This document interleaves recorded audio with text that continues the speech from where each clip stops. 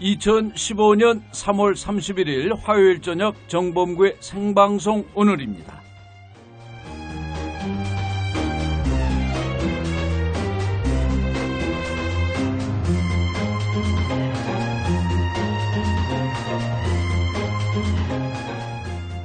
처음과 끝을 같이 한다, 또 이 지조를 지킨다 하는 것이 쉬운 일은 아니죠.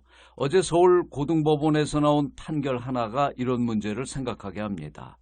서울고법 행정 5부는 어제 백범 김구 선생의 감옥 동지였던 김홍량 선생의 독립유공자 서훈 취소가 정당하다는 판결을 내렸습니다. 포우 김홍량 선생은 일제강점 초기에는 독립운동으로 옥고도 치루었습니다. 그래서 이 공적으로 1977년에 건국훈장 독립장이 추서됐었는데요. 그러나 2010년 민족문제연구소가 발간한 친일 인명사전에 그의 친일 행적을 뒷받침하는 자료들이 실리면서 상황이 바뀌었습니다. 일제의 식민지 지배가 강화되는 1930년대 이후에는 다양한 친일 행위를 했다는 거죠. 해방 후 반민족 특위에 불려나온 이광수가 그랬다고 그러죠. 설마 조선이 독립하게 될 거라고 생각이나 했겠었냐는 거죠. 당대 최고의 수재라고 했던 지식인에 비해서 나온 말이 이랬습니다. 일제강점기 36년 동안 풍찬 노숙의 길을 걸었던 백범 김구의 말이 생각납니다. 어떤 일을 할 때는 그것이 옳은 일이냐 아니냐를 따져야지 가능한 일이냐 가능하지 않은 일이냐를 따져서는 아니 된다고 말이죠. 정범구의 생방송 오늘 잠시 후에 시작합니다.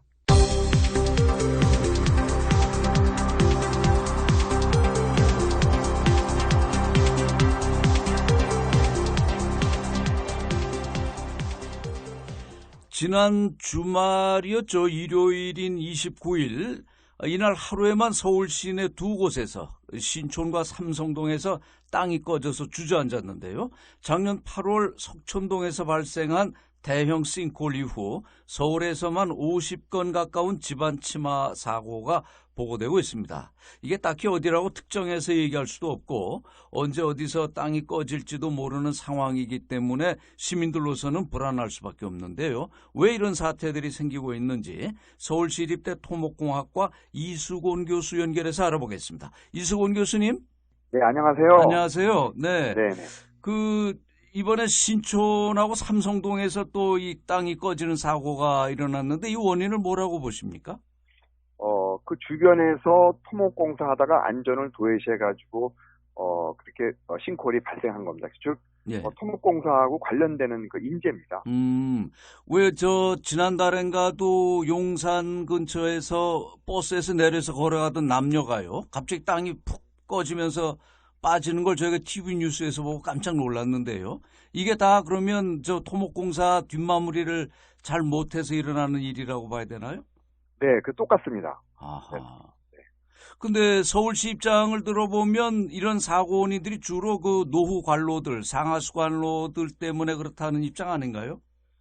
네, 그거는 좀, 제가 보기에 좀 원인이, 제가 잠깐 호도되는 것 같고요. 예. 작년에 싱크홀이 문제가 많아가지고 서울시에 대책을 내놓지 않습니까? 네. 그 대책이 1년에 뭐 한 2천억 원이 노후관로가 필요하다. 노후관로 보수하는데 그리고 네. 10년 동안 앞으로 10년 동안에 뭐 2조가 필요하다. 그러니까 국고를 한 50% 도와달라 이런 얘기였거든요.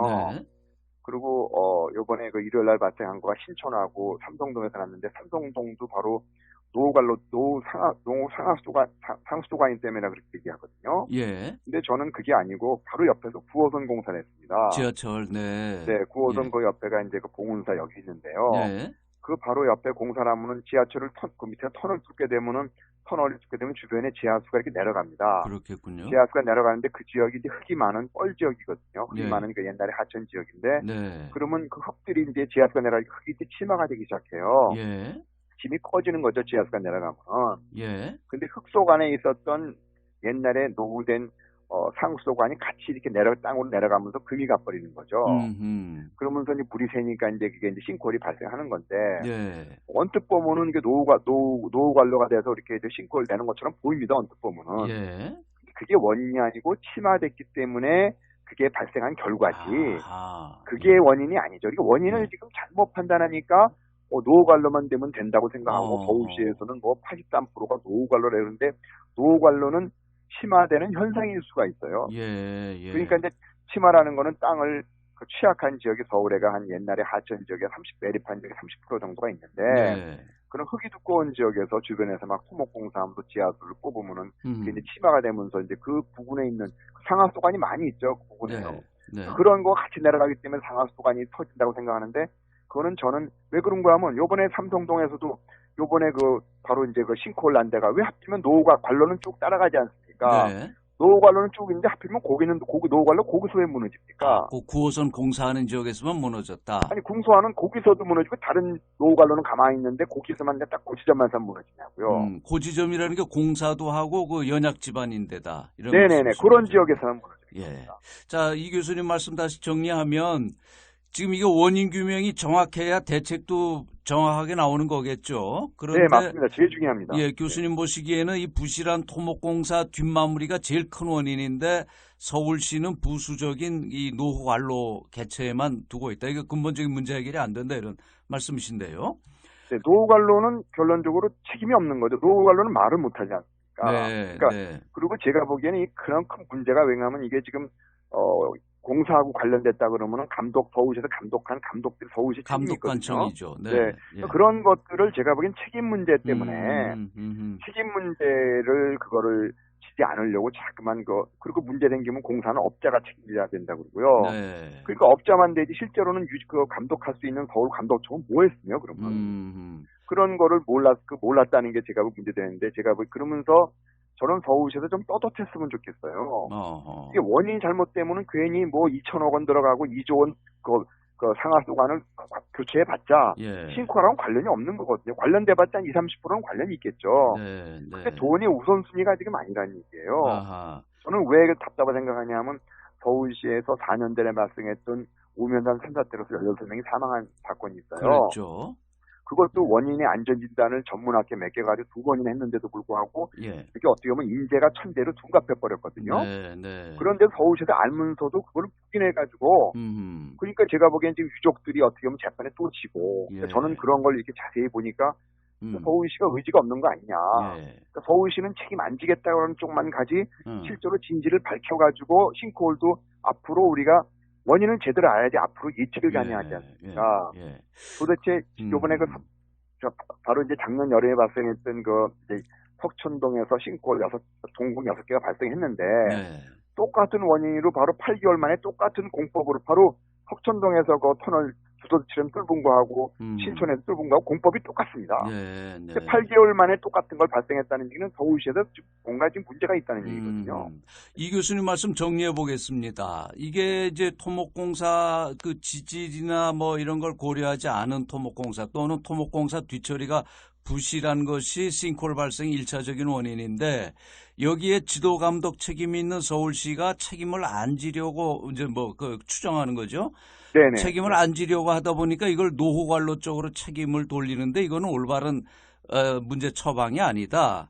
그 이수원 교수님 어디 인터뷰하신 거 보니까 그래서 이거 싱크홀 문제는 서울시에 맡겨둘 일이 아니라 뭐 국민안전처가 이거 맡아야 된다. 네, 이런 얘기도 맞습니다. 하셨던데. 이게요. 네. 지금요. 네. 예방이 가능한 겁니다. 네. 그러니까 어떻게 하냐면 제가 98년도에 이런 싱크홀 문제 대도시 개발하면서 무계획적으로 하다가 싱크홀 이런 게 심화가 발생할까봐 지도를 98년도 만들어줬거든요. 17년 전입니다. 도로 함몰 지도인가요, 이게? 네, 아니 네. 땅속 지도를 제가 왜냐하면 땅이 움직이는 게 결론적으로 지질이거든요.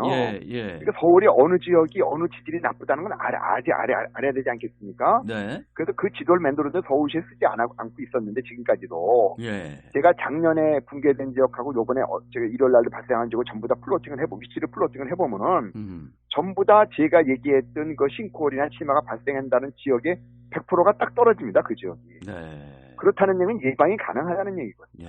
예. 네. 그래서 제가 보기에는 이거는 또 서울시뿐만 아니라 제가 보기에는 서울시가 할 수 있는 그렇게 그 인력이 돼 있질 않아요. 그 예. 전국적인 문제이기 때문에. 근데 이런 문제 같으면은 이제 그 토목공사를 많이 하는 대도시들, 뭐 부산이라든가 뭐 대구 이 네. 지하철 공사들 다 하는데 이런데도 이런 문제가 똑같이 발생할 수 있다는 건가요?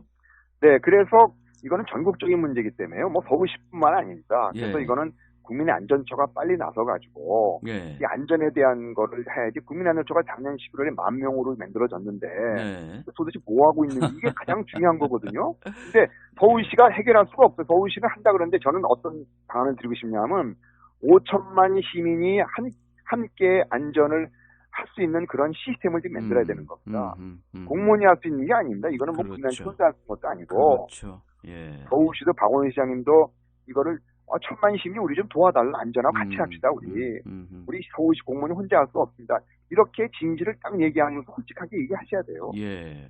그러면 해결점이 나오는데 지금은 할 수도 없으면서 작년부터 이거 자꾸만 공무원이 전수조사 했다 그러고 하면 예. 실제로 할 수 없는 걸 가지고 하는데요. 근데 서울시에서는 공무원들 또 문제입니다. 공무원들이. 네, 근데 공무원들이 시장에 서울시에서는 이런 문제도 또 호소를 해요. 이 도로 안전관리 예산이나 인원이 지난 한 20여 년 동안에 많이 반 정도 줄었다. 이런 애로도 얘기를 하던데요. 지금 돈이 문제가 아니고요. 예. 저는 싱크홀 2천만 원을 돈을 주지 말라 그러는 겁니다. 돈을 2천억을, 주니까 지금 네. 원인이 지금 제대로 모르고 자꾸만 엉뚱한 대로 좀 볼을 넘기잖아요. 예. 지금 돈이 문제가 아니고 어떤 기술력이나 장비 문제가 아니고 우리 부족한 게 아무것도 없습니다. 정확한 진단. 기본이 없습니다. 네. 왜 발생하는지, 아하. 90년 동안에 왜 이런 게 발생했는지에 대한 원인에 대한 정확한 지금 규명한 게 없습니다. 그러니까 대책이 제대로 나올 수가 없죠. 그러니까 뭐 지난번에 석촌호 붕괴됐다든가 용산에서 땅이 무너졌다든가 이런 것에 대해서도 아직 명확한 그 책임 소재나 원인이 안 밝혀지고 있단 말씀인가요? 네, 그런 거를 뭐 하게 되면 전문가하고 학회에 맡기고 이렇게 시간을 잠깐 끌거든요. 예, 예. 저는 이런 거를 전문가를 무너지면 자기네 여러 사람들을 방패막이 내세우지 말고 서울시를 제일 잘하는 건 서울시 공무원들이거든요. 그렇습니다. 네. 공무원들이 주인의식을 가지고 책임을 지고 예. 제가 보기에 책임을 안 지기 때문에 문제되는 거예요. 공무원이 문제되면 책임진다 그러면 아마 밤을 새워서라 할 겁니다. 근데 사고 나면은 공무원들은 책임 안 지고 예. 그리고 업자들한테 밀어버리고 그러면 공무원들이 뭐하러 감독하고 인허가권을 가지고 있습니까? 그래요. 권한은 많은데 책임을 안 지겠다는 얘기입니다. 맞습니다. 이거는 제가 보기에 큰 문제입니다. 맞습니다. 자, 이 싱크홀 문제 참 시민들로서는 당장 안전에 관련된 거라 내가 걸어가는데 어느 날 갑자기 땅이 꺼져버린다면 그것처럼 황당한 일이 없는데요. 지금 말씀 연결된 김에 이게 언론에 보면 싱크홀이라는 말도 나오고 포트홀이라는 말도 나오고 동공이라는 말도 나오고 하는데 이건 다 같은 건가요? 포트홀은 조그만 거고요. 그건 좀 도로, 아스팔트가 더 되는 거거든요. 아스팔트가 이렇게 파이는 거예요? 네, 조그맣게 네. 파이는 건데 예. 지금 싱크홀이나 치마나는 같은 얘기입니다. 그러니까 저는 네. 왜 그런 거를 다르게 얘기하는지 모르겠어요. 왜냐하면 예. 이게 책임 문제하고 따르는 것 같은데요. 아하. 어떻게든 책임 문제에 따르는 말에 대한 그런 어떤 그걸 하는 것 같은데 네. 땅이 꺼져가지고 인명이 차가 들어가고 이런 것들은 어떤 땅이 꺼지는 싱크홀 현상이거든요. 네. 뭐 치마나 싱크홀이나 같은 겁니다. 예. 왜 이수원 교수님. 구분을 하려고 그러는지 모르겠어요. 네네. 현장을 잘 아시는 전문가이기 때문에 화도 많이 나시는 것 같은데, 네. 그 이수원 교수님이 생각하시는 해법 대안은 어떤 겁니까? 제가 아까 말씀드린 것처럼 우리 국민이요. 제가 시장이라면요. 네. 저는 이렇게 하겠어요. 1,000만 시민이 우리 좀 도와주십시오. 어떻게? 그러니까 이거는 시민들이 우리가 어떻게? 시민들이 자기가 사고 나는 건 자기 집안에 주변에 있는 건 제일 잘 알 거 아닙니까? 아하, 예. 그러니까 주변에 있는 거를 살피셔가지고 문제 있으면 우리 빨리 서울시에 알려주십시오. 그 대신에 나는 임기 중에 세계 최고의 재난관리 시스템을 내가 만들겠습니다. 세계 최고 수준에. 네. 국제 수준에. 그러니까 어떻게 하냐면 국제 이 분야의 전문가가 많은 국제 자문단을 구성해가지고 예. 그 사람들의 수십 년 동안의 경험을 삼아가지고 내가 세계 아주 최고 수준의 안전에 대한 서울시에 내가 그걸 만들겠습니다. 네. 그럼 날 좀 도와주, 1,000만 시민 우리 좀 도와주. 우리가 서울시가 혼자 할 수 있는 게 아닙니다. 이렇게 얘기하셔야 되는 겁니다. 그러면 이런 그 재난 위험이 있는 데를 신고할 수 있는 그런 신고를 받아주는 이런 부처부터 우선 만들어야 된단 말이에요. 네, 아니 그러면서 공무원들은 그런 행정 처리만 해주면 되는 겁니다. 네. 전체 통합 시스템은 서울시에서 만들면 되는 거고요. 네. 그건 서울시에 우리가 책임지겠다. 네. 책임질 수 없는데 아마 제가 보기에는 지금 박원순 시장님 제대로 지금 모르시고 공무원들이 자꾸만 지금 제대로 얘기를 책임 때문에 얘기 안 하는 것 같아요, 시장님한테. 그럴 수 있겠군요. 예. 네. 예, 이수곤 교수님 오늘 귀한 시간 내주셔서 고맙습니다. 네, 고맙습니다. 이해하는데 도움이 많이 됐습니다. 아, 네. 이 싱크홀 정말 내가 디디고 있는 땅이 언제 무너질지 모른다는 이런 불안감 시민들이 언제까지 안고 살아야 되는지요. 서울시립대 토목공학과 이수곤 교수 연결해서 알아봤습니다.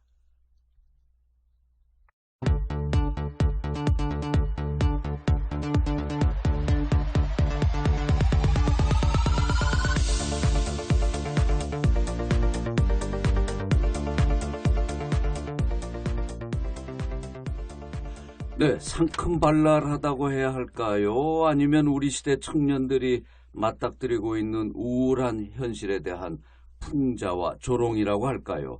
작가 김현진의 글들은 가벼우면서도 무겁습니다. 작가 김현진 씨 이 자리에 모셨습니다. 어서 오세요.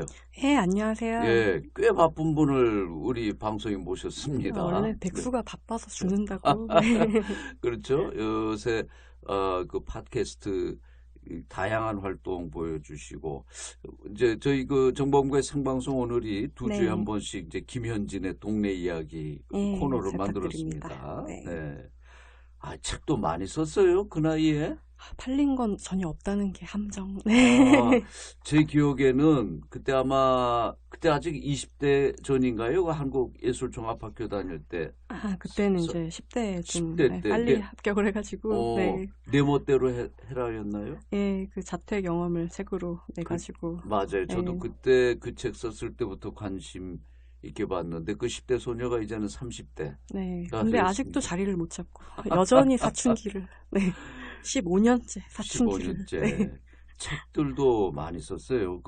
제가 기억나는 거 보니까 그래도 언니는 간다. 기억나는 것만 얘기하면 네. 질투하라, 행동하라. 뜨거운 안녕. 뜨겁게 안녕. 뜨겁게 안녕. 네. 아, 그리고 최근에 네. 이 책이 많이 주목을 받는데 저도 이제 읽어보겠습니다만 네. 가장 사소한 구원. 네, 제 남자친구랑 같이 쓴. 그 남자친구하고 나이 차이가 엄청 많이 나요. 41세 차이가 나는. 예, 그 제 대학 때 은사이시기도 한데 네. 라정일 제가 선 급이 이렇습니다. 그렇군요. 그 70대 남자친구와 네. 30대 여자친구가 함께 쓴 가장 사소한 구원. 네. 이 책 이야기도 이제 나중에 우리가 한번 네네. 해보겠습니다. 그 나이에 비해서 정말 저서도 많고 직장 경험도 꽤 다양하지 않습니까? 네, 직장 뭐 대기업은 안 겪었지만 아마 공복도 해보고 예, 네, 나란 일도 해보고 나란 일도 해보고 중소기업에서도 오래 있어보고 그리고 뭐 외판도 해봤잖아요. 저는 옛날에 네. 녹즙기 녹즙 시절에 배달. 녹즙기가 아니라 녹즙을 녹즙 직접 배달. 배달했습니다. 야, 녹즙기면 못하죠. 그 액수가 너무 커서. 너무 커서 네. 녹즙 배달 미스킴 그때 네. 썼던 글들도 제가 예, 작은 책에 예, 세생하게 읽었던 기억이 나요. 야쿠르트 아줌마한테 맨날 쥐어박히면서 쥐어박고 네. 또 경비 아저씨한테 가끔 또 갈굼 맨날 당하고. 그 네. 녹즙 상납도 했어야 되는 거고요. 네. 이야, 정말 그 경험, 그 동년배들 중에 그런 경험 가진 사람 있을까요? 제가 이제는 청년이라고 하기에는 좀 맛이 좀 음. 갔습니다. 그래가지고 제 이제 또래들은 이제 기성세대로 슬슬 편입이 되고 있어서 사실 그렇게까지 이제는 젊지가 않다는 거를 말씀을 드려야 거짓말 안 하는 것 같을 것 같아요. 아니, 그러니까 뭐 나이야 다 공평하게 먹는 네. 거니까 먹어가지만 그 김현진 씨 그 또래에 이렇게 다양한 직업 경험과 세상 경험을 가진 사람들이 많을까 하는 생각이 삽질은 듭니다. 많이 했죠. 네, 삽질은 많이 했죠. 많이 네.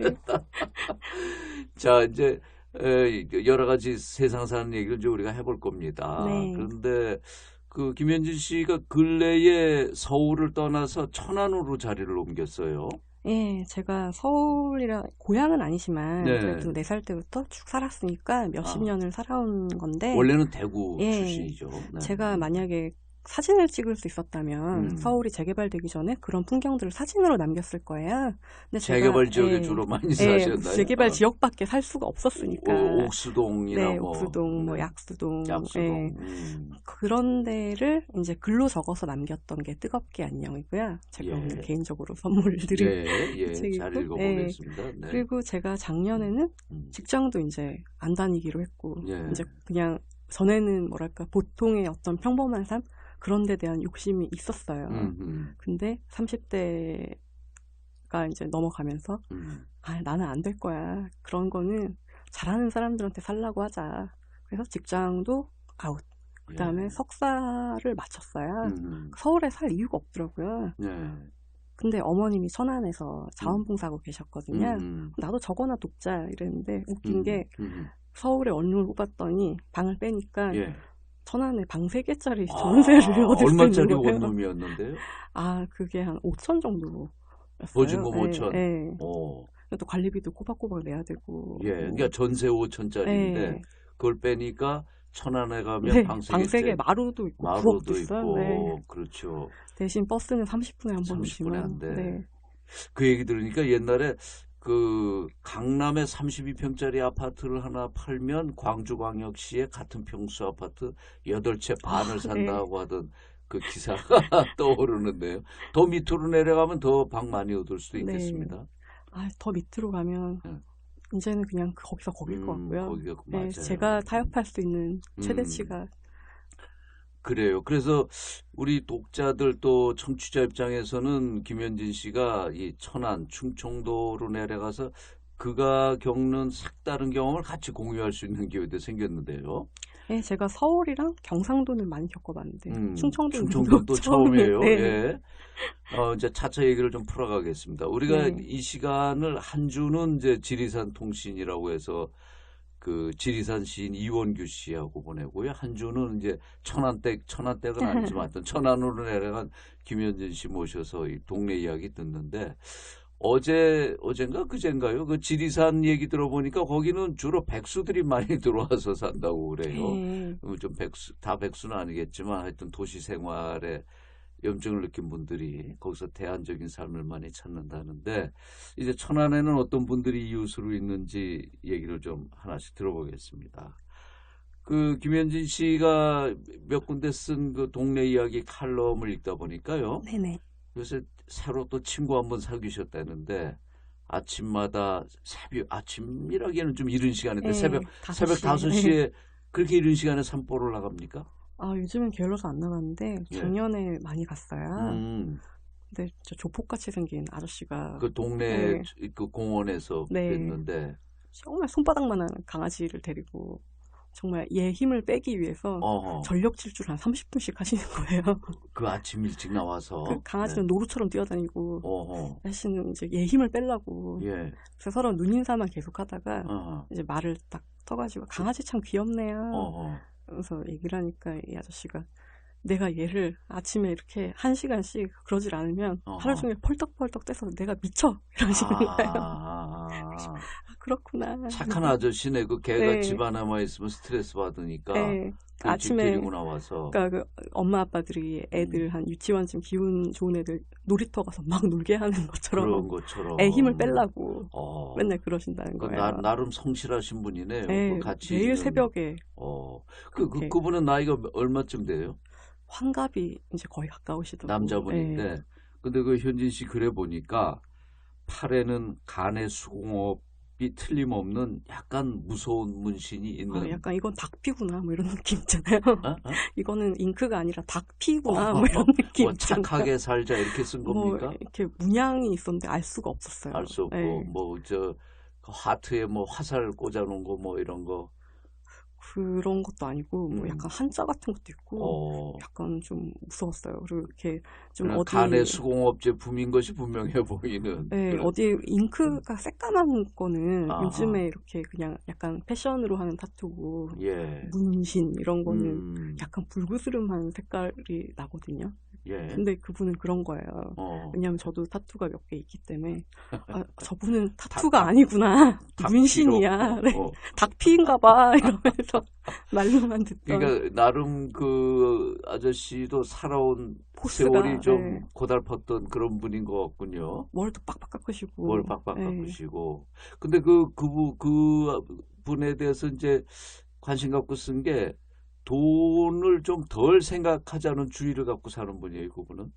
네, 그분이 집에 가면 자기가 하루 종일 잔다고 그래서 뭐 몸이 안 좋으신가 봐요. 그러니까 나중에 이제 말 익히게 되니까 예. 그게 아니라 돈 생각 안 하려면 사람은 자는 수밖에 없다는 거예요. 그럼 그분은 백수인가요? 하는 일이 없나요? 그 몇 년 전까지는 엄청나게 돈을 벌어셨대요. 그래가지고 식구들한테 나눠주고 가족도 있고요. 네. 근데 이제 와이프나 자식은 없고 형제랑 부모님한테 이렇게 나눠주고 그 다음부터 난 돈을 안 벌겠다. 네.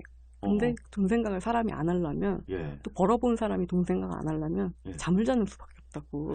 그리고 참 그 듣기에 따라서는 엉뚱한데 네. 우리 대부분의 사람들이 눈 뜨면 돈이고 정말 눈 감을 때까지 그렇죠. 돈하면서 네. 사는데. 네. 그 사람이 만족을 알면 세상에 두려울 것이 없다. 그런 글을 제가 어디서 봤는데요. 그분이 거의 그렇게 사는 거예요. 예. 그러니까 벌어보니까 그게 다 허망하다 이러면서 그래서 지금은 뭘 하시냐고 여쭤봤더니 그렇게 한참 주무시면 오후가 된대요. 그러면은 이발 도구를 갖고 나와가지고 예. 그 서울이랑 지방이랑 딱 다른 전형적인 게 서울은 명동 있고 홍대 있고 신촌 있고 그렇잖아요. 그렇죠. 다른 지방은 그냥 시내 이러면 그렇지, 네. 그렇지. 네. 시내에 가셔가지고 네. 무료로 이발을 해주세요. 노인분들. 네, 그래가지고 한 하루 20분, 10분 예. 그 정도 하고 나면은 그냥 또 들어가서 하루 한 끼 먹고 또 아. 잔다고. 네. 그 하루 한 끼를 먹고 살아요. 큽니다. 그렇죠. 거기에서 2개의 방을 네. 캐터콜비치 판화를 가지고 전시하고 있습니다. 네. 이게 사실은 뭐 우리가 방송이라는 게 좀 짜고 하는 것도 있지만 이 네. 캐터콜비치전은 서혜성 선생이 기획을 하셔서 이게 성사됐던 거죠. 네, 그렇습니다. 네. 네. 제가 꼭 해서 이 자리에 소개하려고 그런 건 사실 아닙니다. 그 캐터콜비치는 지난 20세기 후반에 한국에 가장 큰 영향을 끼친 예술가, 그중에서 미술가 중에서 예. 한 명을 꼽으라면 캐터콜비치라고 할 수 있을 것입니다. 20세기. 네, 20세기 후반에. 한국에? 네, 그렇습니다. 한국에 그러면 판화 운동이나 이런 데도 영향을 미쳤다. 그렇습니다. 그러니까 그렇게 큰 영향을 끼친 사람은 아마 드물 것입니다. 네. 왜냐하면 한국 사람들 다수가 다 캐터콜비치 풍의 그림을 보고 성장했습니다. 다만 그게 캐터콜비치라는 걸 모르는 것뿐인 거죠. 네. 그러니까 네. 70년대 오윤이라고 하는 예. 아주 훌륭한 목판화가가 있었는데요. 소설가 오용수 선생의 아들이죠. 그렇군요. 네, 그분이 이제 캐터콜비치 판화를 보고 그 한국의 목판화를 처음 이제 도입했고 사실 이제 그 뒤에 우리가 오늘날 잘 알고 있는 이철수 판화가 네. 바로 캐터콜비치 영향을 강력하게 받은 작가입니다. 근데 캐터콜비치 판화는 좀 이렇게 저는 개인적으로 좀 어둡게 느껴지는데 이철수 화백 그 판화는 그래도 좀 밝은 것 같아요. 네, 초기에 이철수 판화가는 너 이제 캐터콜비치가 약간 어두운 그런 것들 표현했죠.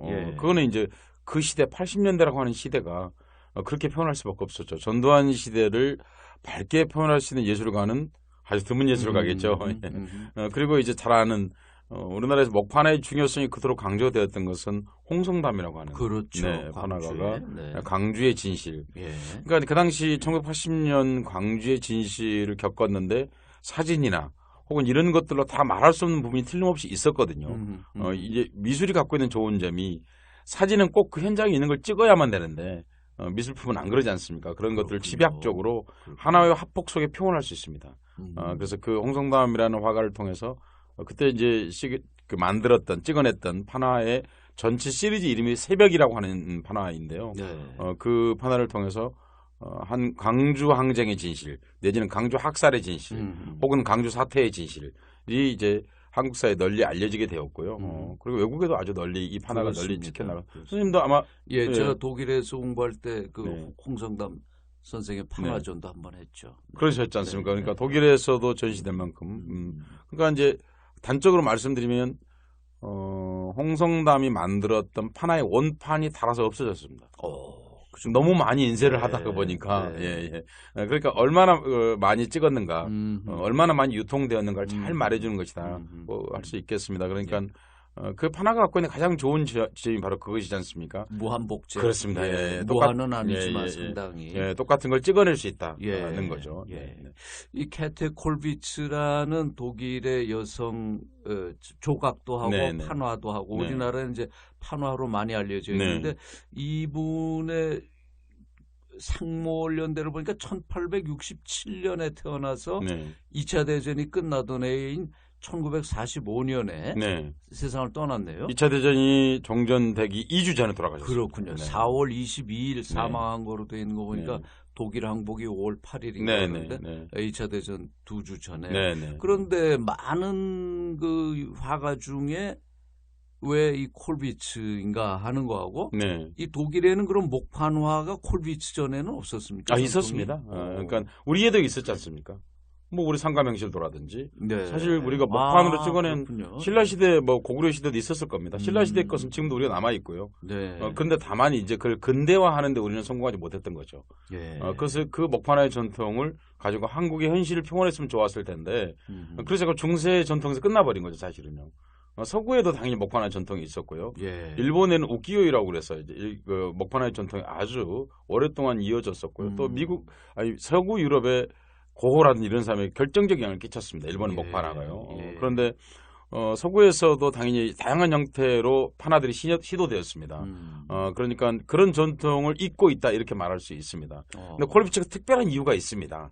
특별한 이유는 몇 가지가 있는데 첫 번째는 그 전에 있었던 목판화나 혹은 동판화나 혹은 석판화에서 조금씩 민중에 대한 표현을 하긴 했습니다만은 이 캐터 콜비츠라는 작가처럼 전면적으로 그것도 작품 하나가 아니라 연작 형태로 서사적 화폭으로 형상화해낸 사람으로서는 처음입니다. 예. 그렇기 때문에 아주 세계적인 작가라고 말할 수 있겠습니다. 당시는 이제 과거와 다르게 19세기 말에서 20세기 초반이라고 하는 것은 이성이 이 세계를 구할 수 있을 것이라고 사람들이 믿었습니다. 그렇지 않습니까? 그리고 거기에 걸맞게 예술가들이 활동해왔는데 그렇게 활동해온 대표적인 사람이다 라고 말할 수 있겠습니다. 그리고 힘들고 슬프고 고통받고 억울한 사람들의 편에 서서 마치 조각칼을 대지를 갈아엎는 전기처럼 사용했다.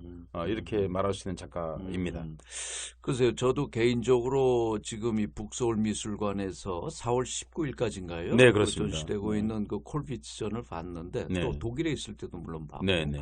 그런데 이제 다루는 대상이 그 가난한 노동자들, 병사들, 또 네. 어머니가 아이를 안고 있는 장면. 이 좀 가난하고 이제 사회적으로 하층들을 많이 대상으로 네. 하고 있고 이게 또 목판이라 그런지 조금 이렇게 어둡다는 네. 느낌은 지울 수가 없어요. 그럼요. 그러니까 그 당시에 콜비츠가 주목하고 있었던 사람들의 삶은 가난한 사람들이었습니다. 더구나 콜비츠는 2번의 전쟁을 관통했습니다. 그렇군요. 그러니까 1차 대전에서는 페테라고 하는 자기 아들을 잃었고요. 예. 그 아들의 뜻을 기려서 손주는 잘 살길 바래서 또 손주에게 페테라는 이름을 주었는데 손주는 2차 대전에 죽었습니다. 그러니까 이렇게 생각하시면 간단할 것 같은데요. 우리가 독일이 가해자이기 때문에 독일 사람들이 겪은 전쟁의 고통에 대해서는 우리가 좀 말하지 않는 부분이 사실 좀 있지 않습니까? 예. 뭐 박사님께서 뭐 독일 계셨으니까 너무 잘 아시지만은 그런데 정작 우리가 독일 시민이었다고 한다면 독일 국민이었다고 했을 때 2번의 전쟁의 패배라고 하는 것이 그 개인들의 삶에는 어마어마한 고통이었을 것입니다. 그럼요. 예. 네. 그분들 나치를 옹호하자는 뜻은 전혀 아니지 않습니까? 이 말이. 예.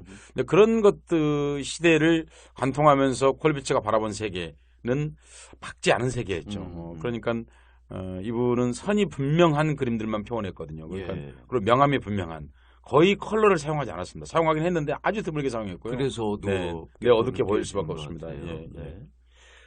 그 콜비츠는 제가 독일에 있을 때 기억으로 보면 독일 내에서도 이제 좌파들 진보적인 진영에서 그 콜비츠 그림을 많이 인용하기도 했고 또 뭐 이제 노동자들도 작품의 대상으로 했기 때문에 그런 것 같은데요.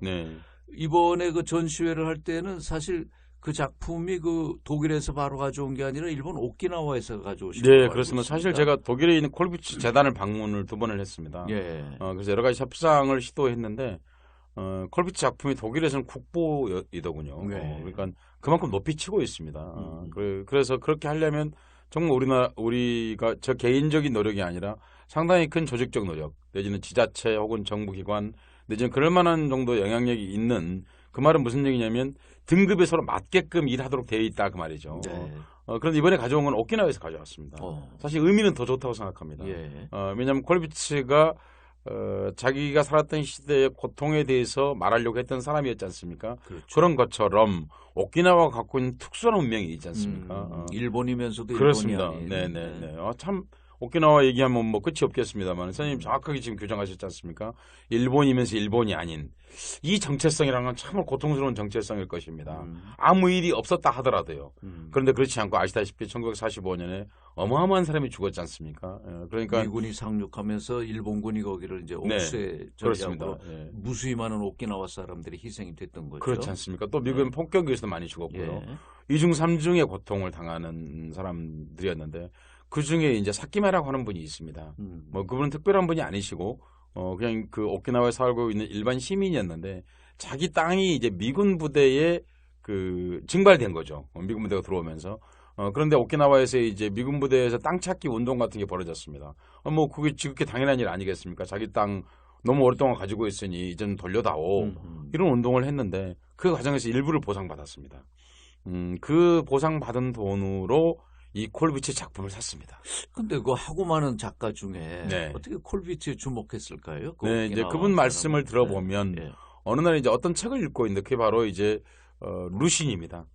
루신, 루신. 네. 한국에서 노신이라고 노신. 그러는 네. 작가이고 그리고 이제 정치자 여러분들이 알아들으시면 좋을 텐데 사실은 이분은 미술 운동가이시긴 합니다. 그러니까 대개 이분이 소설만 쓴 줄 아는데 동아시아에 바로 콜비치 그림을 동아시아에 처음 가져오신 분입니다. 1931년도에 그 콜비치 작품들을 아시아에 처음 소개한 사람입니다. 루신이 그렇게 했습니다. 예. 그리고 거기에 대한 생생한 기록을 1936년도 자기가 쓴 글에 자세히 남겨놓았습니다.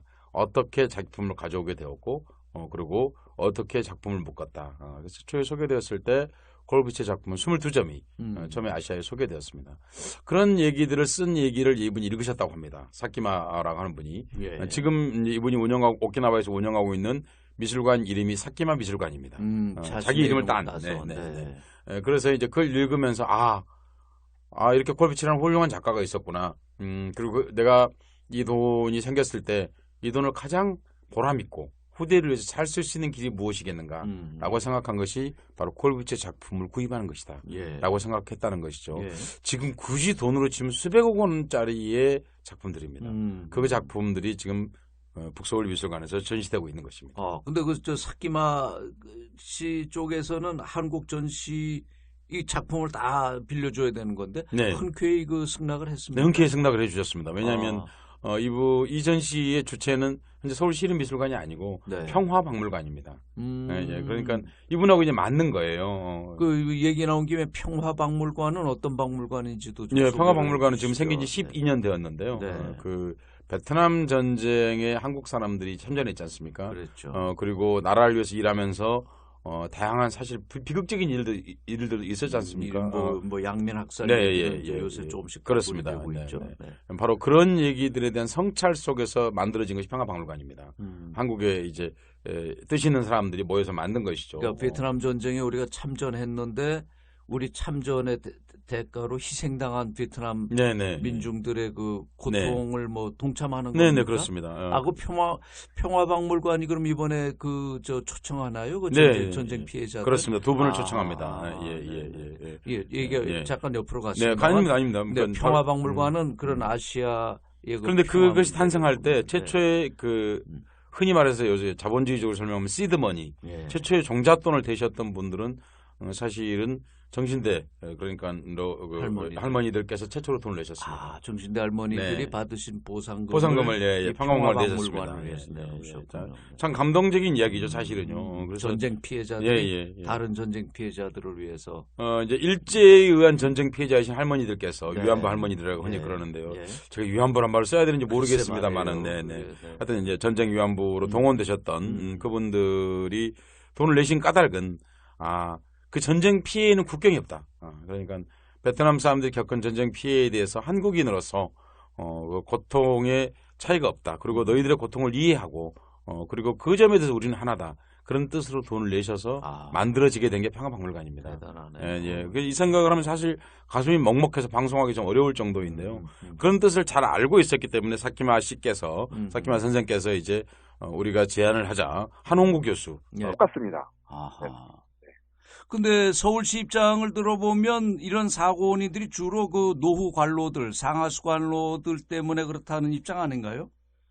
네, 그거는 좀 제가 보기에 좀 원인이 제가 잠깐 호도되는 것 같고요. 예. 작년에 싱크홀이 문제가 많아가지고 서울시에 대책을 내놓지 않습니까? 네. 그 대책이 1년에 뭐 한 2천억 원이 노후 관로가 필요하다. 노후 관로 보수하는데 그리고 네. 10년 동안 앞으로 10년 동안에 뭐 2조가 필요하다. 그러니까 국고를 한 50% 도와달라 이런 얘기였거든요. 네. 그리고 요번에 그 일요일 날 발생한 거가 신촌하고 삼성동에서 났는데 삼성동도 바로 상수도관인 때문에 그렇게 얘기하거든요. 예. 근데 저는 그게 아니고 바로 옆에서 9호선 공사를 했습니다. 지하철, 네. 네, 9호선 예. 그 옆에가 이제 그 봉은사역이 있는데요. 예. 그 바로 옆에 공사를 하면은 지하철을 그 밑에 터널을 뚫게 되면 주변에 지하수가 이렇게 내려갑니다. 그렇겠군요. 지하수가 내려가는데 그 지역이 이제 흙이 많은 뻘 지역이거든요. 흙이 예. 많은 그 옛날에 하천 지역인데 네. 그러면 그 흙들이 이제 지하수가 내려가니까 흙이 이제 침하가 되기 시작해요. 예. 짐이 커지는 거죠. 지하수가 내려가면. 예. 근데 흙속 안에 있었던 옛날에 노후된 상수도관이 같이 이렇게 땅으로 내려가면서 금이 가버리는 거죠. 그러면서 이제 물이 새니까 이제 그게 이제 싱크홀이 발생하는 건데 예. 언뜻 보면은 이게 노후 관로가 돼서 이렇게 이제 싱크홀 되는 것처럼 보입니다. 언뜻 보면은. 예. 그게 원인이 아니고 침하됐기 때문에 그게 발생한 결과지. 아하. 그게 원인이 아니죠. 그러니까 원인을 예. 지금 잘못 판단하니까 노후 관로만 되면 된다고 생각하고 서울시에서는 뭐 83%가 노후 관로라 그러는데 노후 관로는 침하되는 현상일 수가 있어요. 예. 예. 그러니까 이제 침하라는 거는 땅을 그 취약한 지역이 서울에가 한 옛날에 하천 지역에 매립한 지역에 30% 정도가 있는데 네. 그런 흙이 두꺼운 지역에서 주변에서 막 토목공사하면서 지하수를 뽑으면은 그게 이제 음. 침하가 되면서 이제 그 부근에 있는 상하수도관이 많이 있죠. 그 부근에요. 네. 그런 거 같이 내려가기 때문에 상하수도관이 터진다고 생각하는데 그거는 저는 왜 그런 거 하면 요번에 삼성동에서도 요번에 그 바로 이제 그 싱크홀 난 데가 왜 하필이면 노후가 관로는 쭉 따라가지 않습니까? 네. 노후 관로는 쭉 있는데 하필이면 노후 관로 거기서 왜 무너집니까? 그 9호선 공사하는 지역에서만 무너졌다. 아니 공소하는 거기서도 무너지고 다른 노후 관로는 가만히 있는데 거기서만 딱 고지점에서 무너지냐고요. 고지점이라는 게 공사도 하고 그 연약 지반인데다. 이런 네네네. 그런 거죠. 지역에서는 무너집니다. 예. 자, 이 교수님 말씀 다시 정리하면 지금 이게 원인 규명이 정확해야 대책도 정확하게 나오는 거겠죠. 그런데 네, 맞습니다. 제일 중요합니다. 예, 교수님 보시기에는 이 부실한 토목공사 뒷마무리가 제일 큰 원인인데 서울시는 부수적인 이 노후 관로 개최에만 두고 있다. 이거 근본적인 문제 해결이 안 된다 이런 말씀이신데요. 네, 노후 관로는 결론적으로 책임이 없는 거죠. 노후 관로는 말을 못하지 않습니까? 네, 그러니까 네. 그리고 제가 보기에는 그런 큰 문제가 왜냐하면 이게 지금 공사하고 관련됐다 그러면은 서울시에서 감독한 감독들 서울시 책임이 있거든요. 감독관청이죠. 네. 네. 예. 그런 것들을 제가 보기엔 책임 문제 때문에 책임 문제를 그거를 지지 않으려고 자꾸만 그리고 문제 생기면 공사는 업자가 책임져야 된다 그러고요. 네. 그러니까 업자만 되지 실제로는 감독할 수 있는 서울 감독청은 뭐 했으며 그러면 그런 거를 몰랐다는 게 제가 문제되는데 제가 그러면서 저는 서울시에서 좀 떳떳했으면 좋겠어요. 이게 원인이 잘못되면은 괜히 뭐 2천억 원 들어가고 2조 원 그 상하수관을 교체해봤자 싱크홀하고는 관련이 없는 거거든요. 관련돼봤자 20, 30%는 관련이 있겠죠. 네. 근데 돈이 우선순위가 지금 아니라는 얘기예요. 아하. 저는 왜 답답하게 생각하냐면 서울시에서 4년 전에 발생했던 우면산 산사태로서 16명이 사망한 사건이 있어요. 그렇죠. 그것도 원인의 안전진단을 전문학계 몇 개 가지고 2번이나 했는데도 불구하고 예. 이게 어떻게 보면 인재가 천대로 둔갑해버렸거든요. 네. 그런데 서울시에서 알면서도 그걸 부인해가지고 그러니까 제가 보기엔 지금 유족들이 어떻게 보면 재판에 또 지고 그러니까 저는 그런 걸 이렇게 자세히 보니까 서울시가 의지가 없는 거 아니냐. 그러니까 서울시는 책임 안 지겠다는 쪽만 가지 실제로 진실을 밝혀가지고 싱크홀도 앞으로 우리가 원인은 제대로 알아야지 앞으로 예측을 가능하지 않습니까? 도대체 요번에 바로 이제 작년 여름에 발생했던 이제 석촌동에서 싱크홀 동궁 6개가 발생했는데 똑같은 원인으로 바로 8개월 만에 똑같은 공법으로 바로 석촌동에서 그 터널 부도처럼 뚫은 거하고 신촌에서 뚫은 거하고 공법이 똑같습니다. 네, 네. 8개월 만에 똑같은 걸 발생했다는 얘기는 서울시에서 뭔가 지금 문제가 있다는 얘기거든요. 이 교수님 말씀 정리해 보겠습니다. 이게 이제 토목공사 그 지질이나 뭐 이런 걸 고려하지 않은 토목공사 또는 토목공사 뒤처리가 부실한 것이 싱크홀 발생 1차적인 원인인데 여기에 지도 감독 책임이 있는 서울시가 책임을 안 지려고 이제 뭐 그 추정하는 거죠. 네네. 책임을 안 지려고 하다 보니까 이걸 노후관로 쪽으로 책임을 돌리는데 이거는 올바른 문제 처방이 아니다. 그 이수원 교수님 어디 인터뷰하신 거 보니까 그래서 이거 싱크홀 문제는 서울시에 맡겨둘 일이 아니라 뭐 국민안전처가 이거 맡아야 된다 네, 이런 얘기도 맞습니다. 하셨던데. 이게요. 네. 지금요. 네. 예방이 가능한 겁니다. 제가 네. 어떻게 했냐면 제가 98년도에 이런 싱크홀 문제 대도시 개발하면서 무계획적으로 하다가 싱크홀 이런 게 심화가 발생할까 봐 지도를 98년도 만들어줬거든요. 17년 전입니다. 도로 함몰 지도인가요 이게? 네, 아니 뭐 네. 땅속 지도를 제가 왜냐하면 땅이 움직이는 게 결론적으로 지질이거든요. 예, 예. 그러니까 서울이 어느 지역이 어느 지질이 나쁘다는 건 알아야 되지 않겠습니까? 네. 그래서 그 지도를 만들어서 서울시에 쓰지 않고 있었는데 지금까지도 예. 제가 작년에 붕괴된 지역하고 요번에 제가 일요일 날도 발생한 지역을 전부 다 위치를 플로팅을 해보면은 전부 다 제가 얘기했던 그 싱크홀이나 치마가 발생한다는 지역의 100%가 딱 떨어집니다. 그 지역이. 네. 그렇다는 얘기는 예방이 가능하다는 얘기거든요. 네. 네. 그래서 제가 보기에는 이거는 또 서울시뿐만 아니라 제가 보기에는 서울시가 할 수 있는 그렇게 그 인력이 돼 있질 않아요. 그 예. 전국적인 문제이기 때문에. 이런 문제 같으면은 이제 그 토목공사를 많이 하는 대도시들 뭐 부산이라든가 뭐 대구 네. 이 지하철 공사들 다 하는데 이런데도 이런 문제가 똑같이 발생할 수 있다는 건가요? 네, 그래서 이거는 전국적인 문제이기 때문에요. 뭐 서울시뿐만 아닙니다. 그래서 예. 이거는 국민의 안전처가 빨리 나서가지고 예. 이 안전에 대한 거를 해야지. 국민안전처가 작년 11월에 10,000명으로 만들어졌는데 네. 도대체 뭐 하고 있는지 이게 가장 중요한 거거든요. 근데 서울시가 해결할 수가 없어요. 서울시는 한다 그러는데 저는 어떤 방안을 드리고 싶냐면 5천만 시민이 함께 안전을 할 수 있는 그런 시스템을 지금 만들어야 되는 겁니다. 공무원이 할 수 있는 게 아닙니다. 이거는 뭐 국민한테 그렇죠. 혼자 할 것도 아니고 그렇죠. 예. 서울시도 박원순 시장님도 이거를 천만 시민이 우리 좀 도와달라. 안전하고 같이 합시다. 우리 서울시 공무원이 혼자 할 수 없습니다. 이렇게 진실을 딱 얘기하면서 솔직하게 얘기하셔야 돼요. 예. 그러면 해결점이 나오는데 지금은 할 수도 없으면서 작년부터 이거 자꾸만 공무원이 전수조사 했다 그러고 하면 예. 실제로 할 수 없는 걸 가지고 하는데요. 근데 서울시에서는 공무원들 또 문제입니다. 공무원들이. 네, 근데 공무원들이 시장에 서울시에서는 이런 문제도 또 호소를 해요. 이 도로 안전관리 예산이나 인원이 지난 한 20여 년 동안에 많이 반 정도 줄었다. 이런 애로도 얘기를 하던데요. 지금 돈이 문제가 아니고요. 예. 저는 싱크홀 2천만 원을 돈을 주지 말라 그러는 겁니다. 돈을 2천억을, 주니까 지금 네. 원인이 지금 제대로 모르고 자꾸만 엉뚱한 대로 좀 돈을 넘기잖아요. 예. 지금 돈이 문제가 아니고 어떤 기술력이나 장비 문제가 아니고 부족한 게 아무것도 없습니다. 정확한 단지 진단. 기본이 없습니다. 왜 네. 발생하는지, 아하. 90년 동안에 왜 이런 게 발생했는지에 대한 원인에 대한 정확한 지금 규명한 게 없습니다. 그러니까 대책이 제대로 나올 수가 없죠. 그러니까 뭐 지난번에 석촌호 붕괴됐다든가 용산에서 땅이 무너졌다든가 이런 것에 대해서도 아직 명확한 그 책임 소재나 원인이 안 밝혀지고 있다는 말씀인가요? 네, 그런 거를 뭐 하게 되면 전문가하고 학회에 맡기고 이렇게 시간을 잠깐 끌거든요. 예, 예. 저는 이런 거를 전문가를 무너지면 자기네 여러 사람들을 방패막이 내세우지 말고 서울시를 제일 잘하는 건 서울시 공무원들이거든요. 그렇습니다. 네. 공무원들이 주인의식을 가지고 책임을 지고 예. 제가 보기에 책임을 안 지기 때문에 문제되는 거예요. 공무원이 문제되면 책임진다 그러면 아마 밤을 새워서라도 할 겁니다. 근데 사고 나면은 공무원들은 책임 안 지고 예. 그 업자들한테 밀어버리고 그러면 공무원들이 뭐하러 감독하고 인허가권을 가지고 있습니까? 그래요. 권한은 많은데 책임을 안 지겠다는 얘기입니다. 맞습니다. 이거는 제가 보기에 큰 문제입니다. 맞습니다. 자, 이 싱크홀 문제 참 시민들로서는 당장 안전에 관련된 거라 내가 걸어가는데 어느 날 갑자기 땅이 꺼져버린다면 그것처럼 황당한 일이 없는데요. 지금 말씀 연결된 김에 이게 언론에 보면 싱크홀이라는 말도 나오고 포트홀이라는 말도 나오고 동공이라는 말도 나오고 하는데 이건 다 같은 건가요? 포트홀은 조그만 거고요. 그건 좀 도로, 아스팔트가 더 되는 거거든요. 아스팔트가 이렇게 파이는 거예요? 네, 조그맣게 네. 파이는 건데 예, 예. 지금 싱크홀이나 치마나는 같은 얘기입니다. 그러니까 저는 왜 그런 거를 다르게 얘기하는지 모르겠어요. 왜냐하면 이게 책임 문제하고 따르는 것 같은데요. 아하. 어떻게 책임 문제에 따르는 말에 대한 그런 어떤 그걸 하는 것 같은데 네.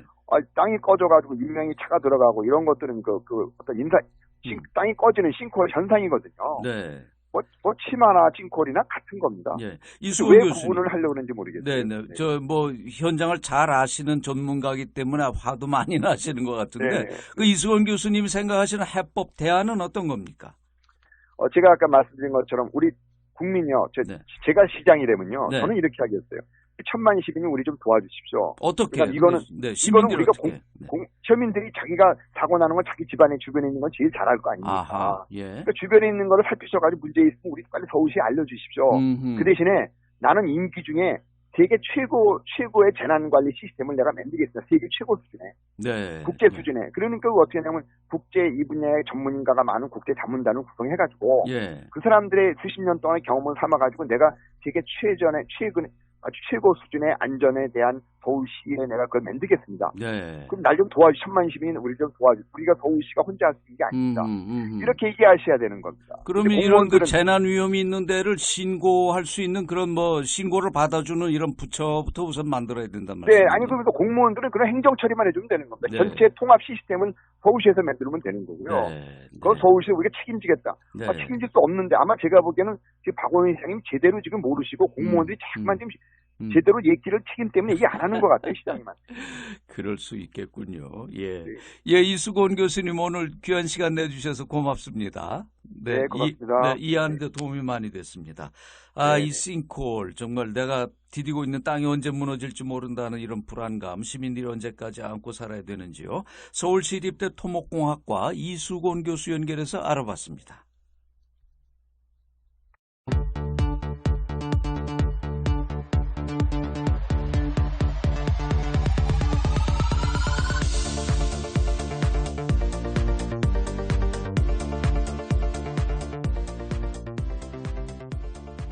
네, 상큼발랄하다고 해야 할까요? 아니면 우리 시대 청년들이 맞닥뜨리고 있는 우울한 현실에 대한 풍자와 조롱이라고 할까요? 작가 김현진의 글들은 가벼우면서도 무겁습니다. 작가 김현진 씨 이 자리에 모셨습니다. 어서 오세요. 네, 안녕하세요. 예, 꽤 바쁜 분을 우리 방송에 모셨습니다. 원래 백수가 바빠서 죽는다고. 네. 그렇죠. 요새 그 팟캐스트 다양한 활동 보여주시고 이제 저희 그 정보본부의 생방송 오늘이 두 주에 한 번씩 이제 김현진의 동네 이야기 코너를 만들었습니다. 네. 책도 많이 썼어요 그 나이에? 팔린 건 전혀 없다는 게 함정. 제 기억에는 그때 아직 20대 전인가요? 한국예술종합학교 다닐 때. 그때는 이제 10대 때 빨리 합격을 해가지고.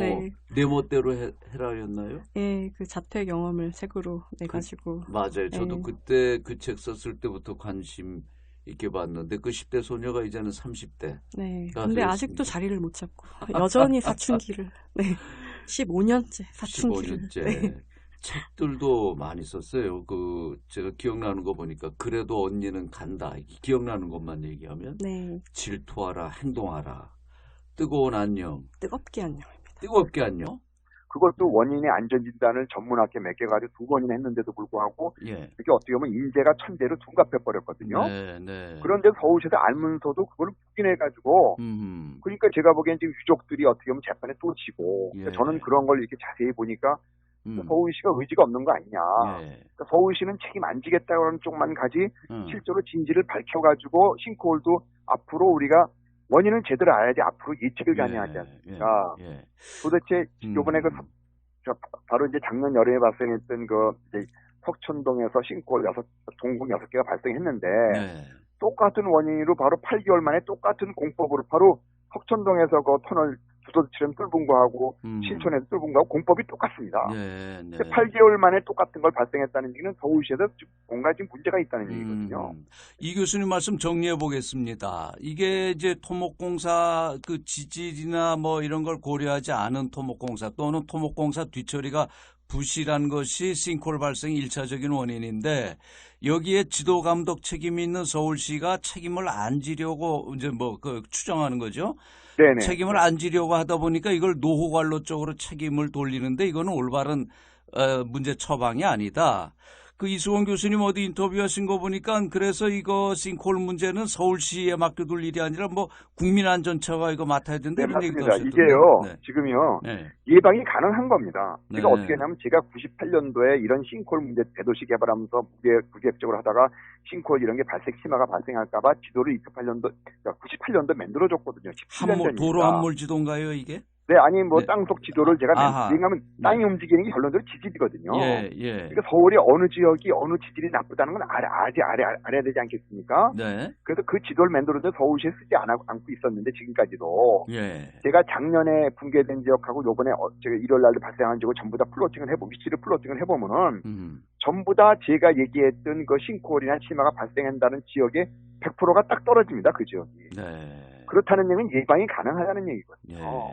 네. 그래서 제가 보기에는 이거는 또 서울시뿐만 아니라 제가 보기에는 서울시가 할 수 있는 그렇게 그 인력이 돼 있질 않아요. 그 예. 전국적인 문제이기 때문에. 근데 이런 문제 같으면은 이제 그 토목 공사를 많이 하는 대도시들 뭐 부산이라든가 뭐 대구 네. 이 지하철 공사들 다 하는데 이런 데도 이런 문제가 똑같이 발생할 수 있다는 건가요?